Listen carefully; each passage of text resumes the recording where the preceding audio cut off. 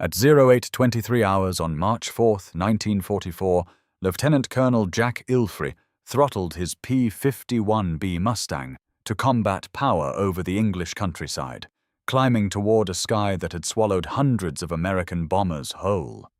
Beneath the belly of his fighter hung two paper-thin pressurized tanks, 108 gallons each, that aeronautical engineers at Wright Field had formerly declared structurally unsound.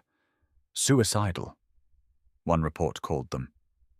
The tanks were made of compressed paper pulp. The Germans were waiting over Berlin, 800 miles east. Nobody thought a fighter could make that round trip. Nobody had. The problem wasn't courage. It was physics. The P-51 Mustang carried 184 gallons internally, enough for escort duty over France, maybe the Dutch coast. Berlin was another universe. That's every B-17 group that pushed past the Rhine without fighter cover came back short. The Schweinfurt raids of October 1943 killed 77 bombers in 2 missions.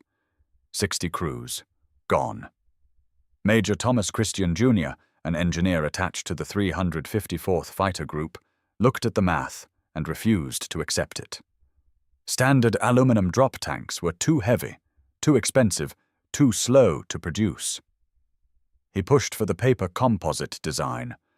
Lightweight, manufacturable by the thousands, good enough to get pilots to the target. The brass pushed back hard. Paper tanks, they argued, couldn't handle pressure differentials at altitude. Christian's tanks handled them fine. On March 4th, Mustangs reached Berlin. Round trip, 1,600 miles.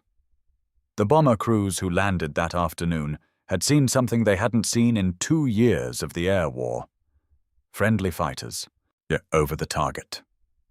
The strategic bombing campaign didn't win the war that day, but the men who were certain to die without escorts got a different future, delivered in compressed paper at 30,000 feet.